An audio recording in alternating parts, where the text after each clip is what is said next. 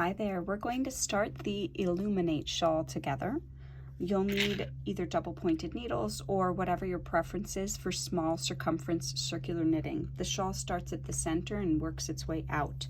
So we're going to be starting with just 8 stitches and then expanding. So you need a small circumference circular knitting method. I prefer double points, that's what I'll be using today. All right, to begin, we're going to work my special cast on. And the first step of it is to make a slip knot that will close from the tail. So here I've just made a slip knot. If I pull the tail end of the yarn, the slip knot undoes. Whereas if I were to pull the ball end of the yarn, the slip knot does not unravel. The reason we want it to tighten from the tail is that later on we're going to pull the tail closed to make sure that the beginning join, where we have our beginning ring of the shawl, can be tightened.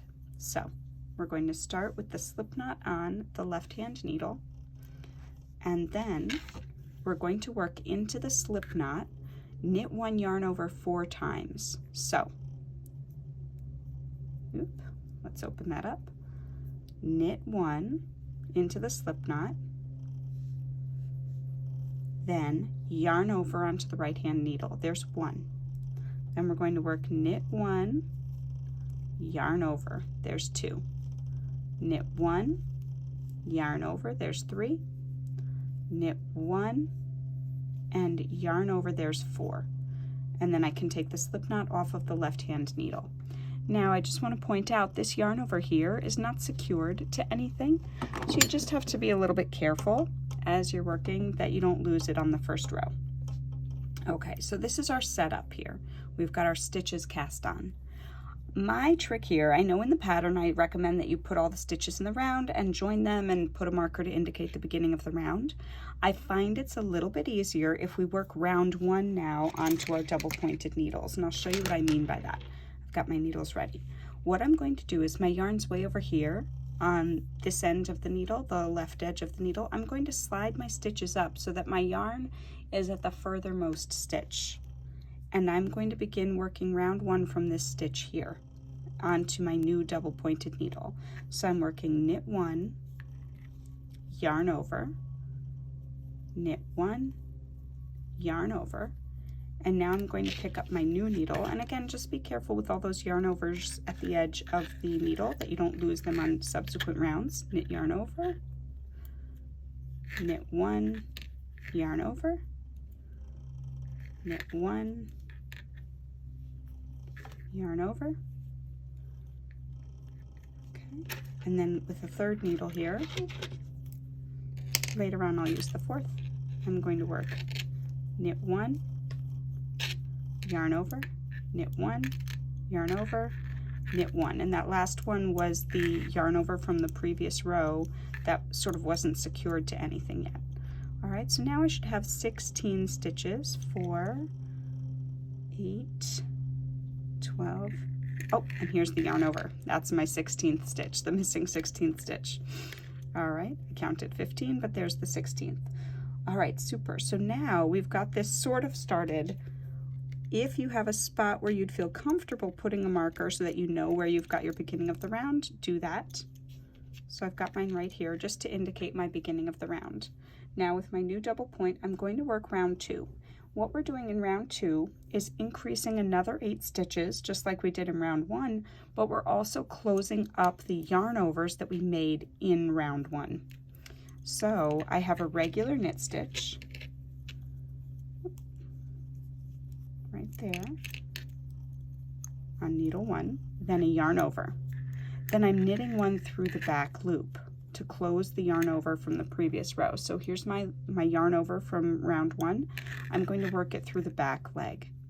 That's going to be consistent throughout this shawl, that you work yarn overs that are increasing the shawl through the back loop.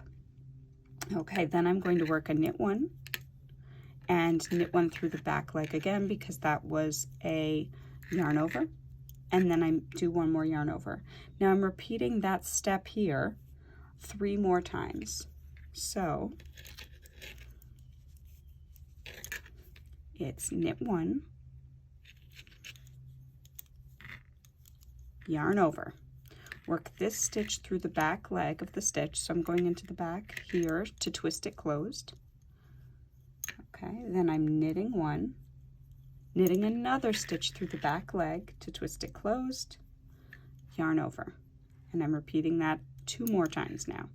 So knit one, yarn over, work through the back leg of the stitch,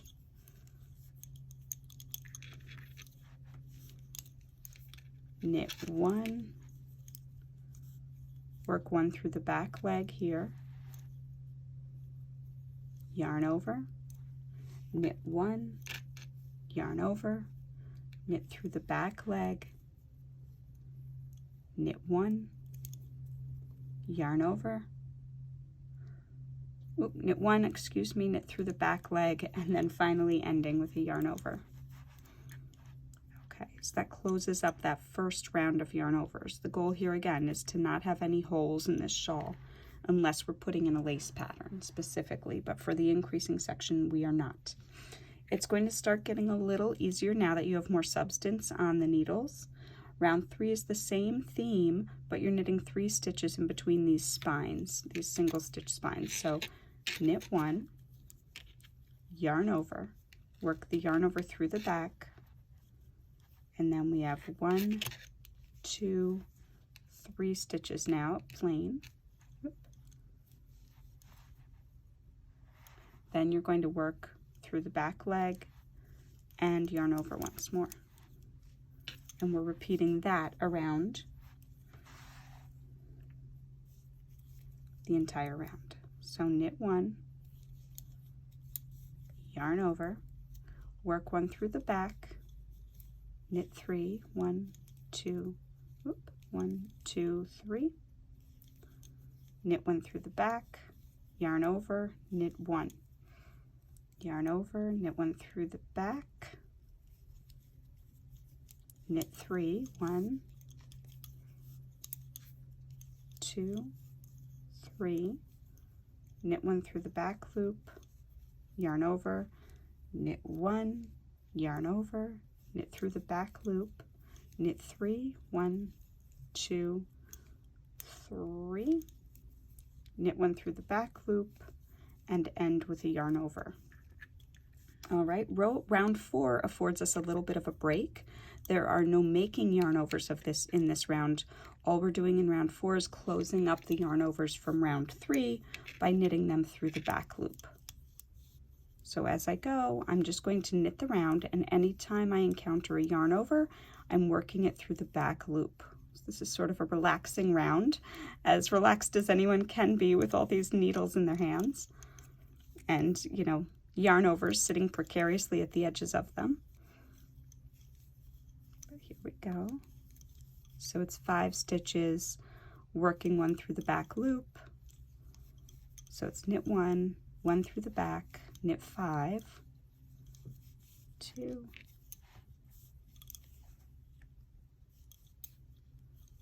3, 4, 5, one through the back loop. And then we have knit one again, through the back loop for another stitch, then 5, 1, 2, 3, 4, 5, and finally a knit through the back loop.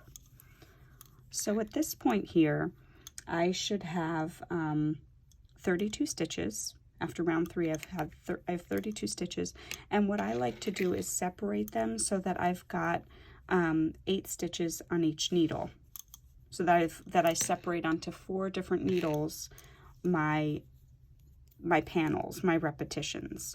Since this shawl essentially starts out as a square that's worked in the round, we can put each side of the square on a different double pointed needle, and that kind of makes it a little easier to follow what you're doing.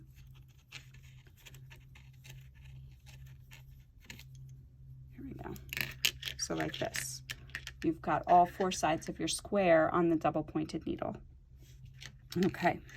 And here you can also start to see the spines, the corners forming with those single stitches. These are the first stitches of the repetition, that knit one, but on each side of that knit one, you're flanking it with the yarn over that then gets closed and turned into an increase, or that turns into a closed increase. I'm going to scoop my marker up. Yep. Now on round 5, the pattern calls for you to place markers between each of these segments. If you're working on double pointed needles, the break between the needles could count as your marker. And then eventually when you switch over to your circular needle, as you go onto the circular needle, you would put markers between each one of those spots. So I'd have my beginning of round marker here, and then I'd put a marker in here, one there, and one there. 1, 2, 3 to mark off the other spots, but my beginning of round marker would be different and right at the top. Happy knitting!